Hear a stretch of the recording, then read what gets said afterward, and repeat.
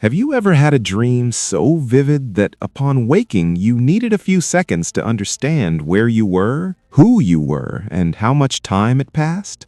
Maester Aemon was over 100 years old when he whispered those words. Blind, fragile, his bones thin as dry winter branches.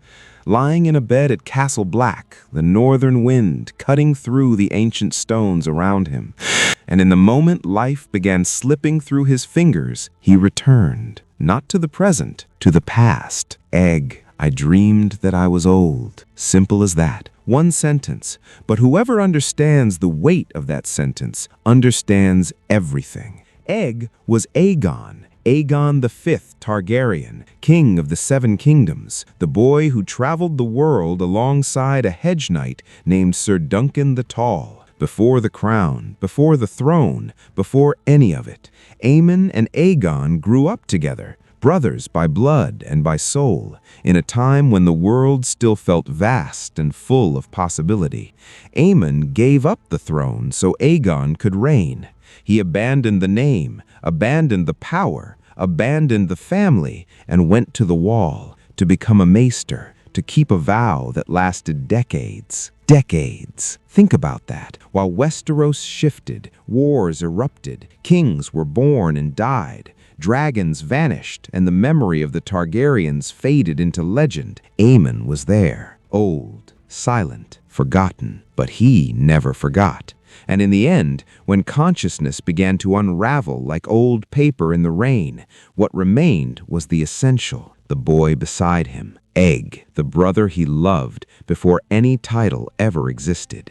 That's what Game of Thrones does best, when it stops shouting and starts whispering. That scene has no blood, no battle, no dragon, just an old man delirious in the dark, calling out a name that no one around him even recognizes.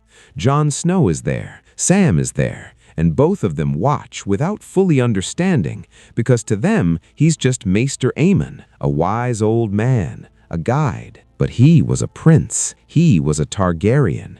He carried that secret the way you carry a stone in your pocket your whole life. You forget it's there, but it weighs and weighs and weighs. And the line, "I dreamed that I was old," breaks your heart in a very specific way, because it isn't despair. It's almost relief, as if in the dream, old age was just a phase, as if Egg were still somewhere waiting, as if all the time that had passed had been the illusion and the memory the only thing real.